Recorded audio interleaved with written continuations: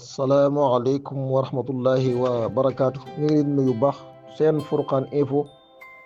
tey jii di dimanche 25 janvier ati 26 18 heures jot na ci waxtu ba tegal ñett ci ay simili ñu dikk yéen ci xibaaru bitim réew yi.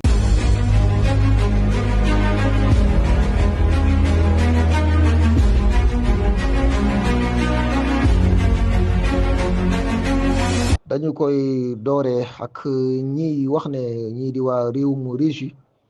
waxtu yi temee amuñ lu dul daal ñett jàpp ñeenti missile ci benn modèle loola tax na waa Russie am nañ dogu ko sóobu di produit lu yaatu ci ay missile ni ki at mi ñu nekk muy ati 2026 bu ñu sukkandiku rek ci li nga xam ne mooy an-naaibu al awwal li raisi jihaasi istixbaaraat yi moom daal loolu la xamle ne Russie ñoo ngi ci bu baax a baax ci yeneen jumtukaay yi ci wàllu ngàndaay di ko liggéey ni ki at mi ñu nekk muy ati 2026 ci xibaar yi bu ñu sukkandikoo rek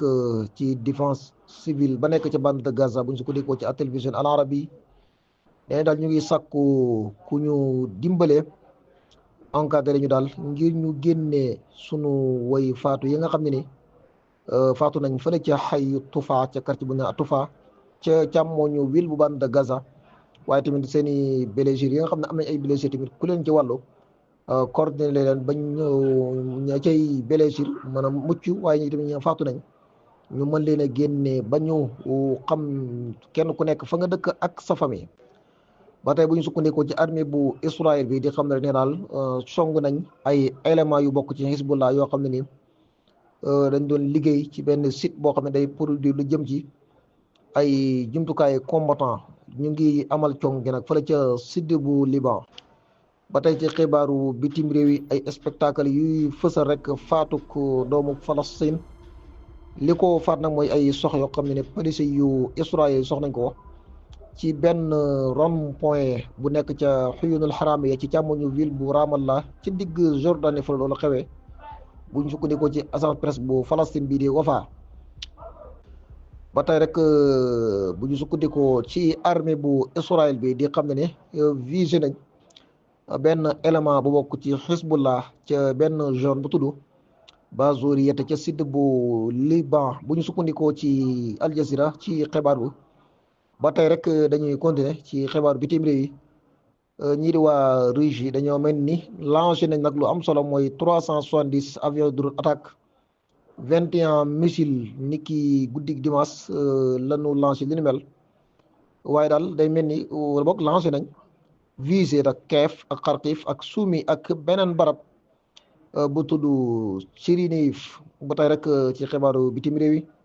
duñ génn gum xibaaru Russie boobu ay frappe yoo xam ne ni frappé na ko ay site civil kon bokk na ci benn barab bu fajukaay boo xam ne ni pour ñiy wasin moo ko tax a jóg waaye tamit ak ay barab yoo xam ne ni way daw làqu ñoo fa daa làqu lu ci nekk rek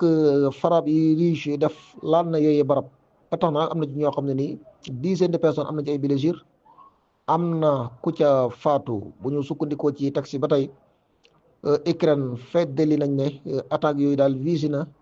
ay infrastructures yu am solo yu yëngu ci wàllu énergie di ñoom waa Ukraine ñu ngi woo ñi nga xam ne ñooy seeni partenaires yi ñu gaaw andil leen ay jumtukaay de défense ngir mën a aar seeni bopp. ba tey xibaaru bitim réew yi ñii di waa Iran ñoom nag ñu ngi tasaare ñaari marine yu am solo benn bi nag benn marine bu diis la bu luur beneen bi tamit bu woyof la ñu leen di yóbbu fële ca Madiqul Hormuz. bu ñu sukkandikoo ci xibaar ba tey rek benn bi nga xam ne mooy marine bu njëkk bi nag modèle bi mu ngi tudd Fatih Iraniya capacité nag ku mën a attaque la waaye tamit gaaw ci mën a faat muy hujumiyatan fattaaka. beneen bi nga xam ne nag mooy beneen marine bi modèle bi mu ngi tudd Qadirul Iraniya nekk boo xam ne nag bu woyof la bu ñu sukkandikoo ci ñii di waa Iran. ci xibaaru bitim réew yi bu ñu sukkandikoo ci Reuters ba tey rek coupure courant yu jégg dayo moo am fële ca États-Unis lu toll ci daal 2000 ci ay kër yoo xam ne ni amuñ courant li ko waral rek mooy taw nees boo xam ne fa ànd ak ay cëlimbeer mooy ngelaw lu jégg dayo daal am na ci chaîne yu yaatu yaatu fi nag ci alwilayatul muttahida bu ñu sukkandikoo ci Al Jazeera ba tey rek fële ca Guirlande lañ jëm gannaaw crise boo xam ne nii am na foofee ci Guirlande Danemark nag waxtu wi ñu ngi ci xat-xat yu jéggi dayo ginnaaw bi nga xam ne sukkandikoo woon nañ ci ñii di waa Amérique jàpp ne waa Amérique dañ leen jox li nga xam ne ni mooy combattant bii di F-35 mujj gi daal seen yaakaar daa tas ci mujj ñoo jot combattant boobu di F-35 ba tax na Danemark ñu ngi ci crise ba tey ci xibaaru bitim réew yi dañuy dem fële ci Amérique congrès ba daal ñu ngi dox jëm ci rôle bu am solo ngir tëggaat relation diggante alwilayatul muttahida ak waa Afrique di càmbar ay projet de loi yoo xam ne nii dina arranger ñaari parti yëpp mooy relation bi dox diggante alwilayatul muttahida ak waa parti bii di waa Afrique muy loo xam ne dina am solo ba tey rek ci xibaaru bitim réew yi